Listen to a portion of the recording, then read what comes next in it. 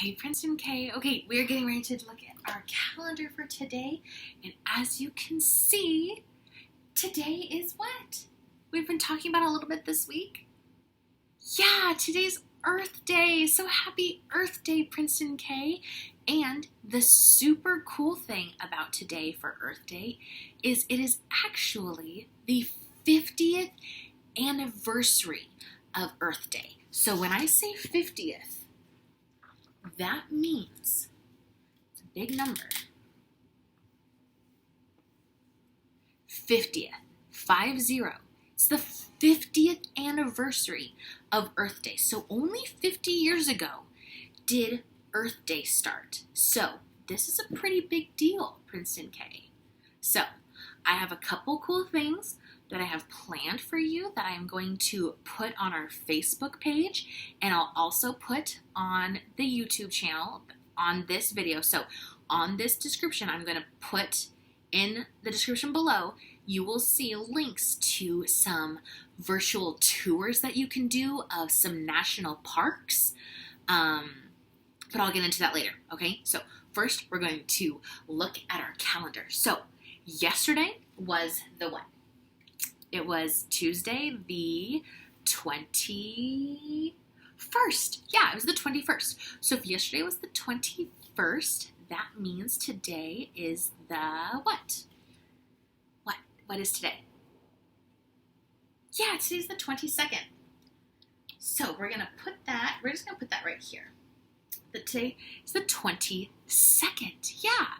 So if we're going up. It's also what? Today's also Wednesday. It's our favorite day of the week in Princeton K. It's Hump Day. Oh my goodness, Princeton K, I think today it's the coolest day of the week. It's Hump Day. It's Earth Day. So many cool things are happening today. Oh my goodness. I love today. I hope you love today too. I miss you so much. I miss being with you. I think today would be so fun to be together in our classroom, but I hope that I can make it up to you by putting some cool videos and stuff that you can do at home, okay? So today is Wednesday. It is Wednesday, April 22nd, 2020. Okay, so a few things. So Earth Day, like I was talking about. Earth Day is a day where we, first of all, celebrate our Earth. This is where we live, Princeton K. We live on Earth. We live on planet Earth, and it's our home. And part of it being our home is that we have to take care of it, right? You have a home. You want to take care of it, right?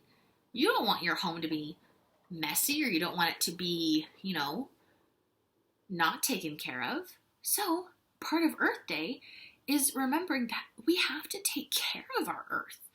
And it's something that all of us have to do, right? If you're at home right now with your mom or your dad and your grandma and your grandpa, yeah, it's important for you to also help. They help you out a little bit, right? They probably vacuum and they probably help do the dishes, but they probably also ask you to do some things to help around the house, right? They probably ask you to do some things to help take care of it. Well, the Earth can't really do that, right? Can you knock on the ground and be like, hey, Earth, how can we help take care of you? Is the Earth going to talk back to us? No. But there are scientists that are able to try and figure out and help us and tell us what we need to do to help take care of it. And they've done a lot of science work to tell us and let us know the things that we can do to help our Earth and help make it a better place and help make it a safer place and help it be a good place and a healthy place and a healthy home forever and ever. But there are also some things that they've told us that if we keep doing them, if we do some bad things, then it might not be a good place. So Earth Day is important because it begins and it continues a conversation. It allows us to talk about what we need to do as people, even as little as 5 and 6 year olds, and me being 27, or maybe your grandma and grandpa's being 60 years old. It has all of us talking about what we need to do to help take care of our earth. So I have some ideas and some things that maybe you can do at your home that might help just, help the earth a little bit. You guys ready to hear some things? Okay, so the first thing on my list is one thing, and it helps us conserve energy, okay? It's just turning off the lights. Turn off the lights when you don't need them. Right now, if you can see, I don't have my lights on right now. I'm actually using the light from my windows for my video. So when I don't need the lights on, I actually don't turn my lights on. So if you don't need the lights on in your house, let's say you're hanging out in the living room in your house and you're not in your bedroom, don't have your bedroom lights on. Turn them off. Shut them off. It's something called conserving energy. And I wish I had more on how to talk about that and how to explain that. But I've heard from scientists that it just helps. It helps conserve energy, and that's what our Earth needs. Our Earth needs help in conserving energy. So turn the lights off when you don't need it, when you're not in a room using the lights. It helps. Another thing that you can do is turning off water when you're not using it. So like when you're brushing your teeth in the morning and at nighttime, because remember you have to brush your teeth 2 times a day, right? In the morning and at nighttime. So when you're brushing your teeth in the morning, when you're waking up and you're getting ready to have breakfast, or after you've had breakfast, you're brushing your teeth, turn off your sink when you're brushing your teeth. So, get the toothpaste, and if you put water on it, and when you put the toothpaste on, do that. But then turn the water off and brush your teeth and keep the water off until you have to spit out the toothpaste, and then turn the water back on. Keep the water off, because then that saves water, because water is something that people in other countries don't have a lot of water. And water also, people have to pay water bills. Your parents, I do, Mrs. Glory does, we have to pay something called a water bill. And the more water that we use, it takes up the clean water, and so we have to pay a water bill. And so the more water you use, then you have to pay more for your water bill. So make sure that when you're using your water, you turn it off when you don't need it, and you turn it on when you do need it. It's a good, helpful tip. Another thing that helps the earth is cleaning up trash. Maybe you might see that you have some trash like on the sidewalk in front of your house. It stinks that people do that sometimes, and that they're, crummy people who like to put trash on the road, and it stinks, and it's not fair that they don't have to clean it up. But a way that you can help our earth and help make it clean and a nice place is by getting some gloves on, getting a trash bag, even putting the trash bag over your hand, and just going to get that trash in front of your house and picking it up. I know it stinks, and do you know what? I used to have to do that when I was a kid. When I was little and we would have trash in front of our house, my mom was like, do you know what? We are not going to have trash in front of our house. And she would tell me the same thing that I'm telling you. It stinks that those people that they put it there. And that's just sometimes how life is. Life's not fair sometimes. But to help our earth be a nice, clean place, picking up trash helps. So if you find that maybe there's just little pieces of trash like candy wrappers or chip wrappers, and you can go pick that up, or maybe ask your parents if they can help you, that helps the earth. And one last thing that's actually super helpful, that is actually in your neighborhood, is a garden. How many of you go to the community art garden?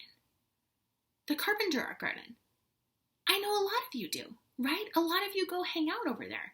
A lot of you do your classwork over there, your schoolwork over there. A lot of you go do art projects over there.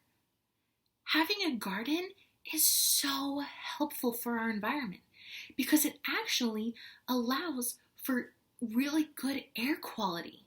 So, first of all, it allows our community to come together. And second of all, it allows for fresh fruits and vegetables, which is super good. And then by having fresh flowers and fresh, just good produce and trees and flowers, that allows for our air quality to improve. That means that it has good oxygen. That's what we breathe in through our lungs every time we breathe. That means oxygen that we breathe in. So when we have good air quality, that means we're breathing in good oxygen. So by having something like the Carpenter Art Garden that we have in our neighborhood, that is good. So by going to that or having a garden at your home, those are good things to have on our earth. So those are a few things that can help for Earth Day, and I encourage you to do while you're at home. Simple things that can be fun to do with your parents and to even talk about with your parents. So I'm going to link a few things down in the description below, but then I'm also going to put some things on our Facebook page. So a link to Dr. Seuss things. I'm going to also put some tours of national parks. National parks are places that people conserve so that they're owned by the government, but they are kept by the government because they can't be ruined and they can't be taken down. So just like in a story called The Lorax that I'm reading to you guys, they take down all of the trees, but in national parks are owned by the government and they can't be taken down and they can't be messed with. So they can't chop down trees. They can't, put things in the water. They can't do anything. So I'm going to just put a link so you can go on some cool tours of like volcanoes and some oceans and stuff like that. So I want you guys to be able to see that because those are some also cool things to celebrate our earth and things that are on our earth right now. So I hope you guys enjoy. Happy Earth Day, Princeton K, and I will see you tomorrow.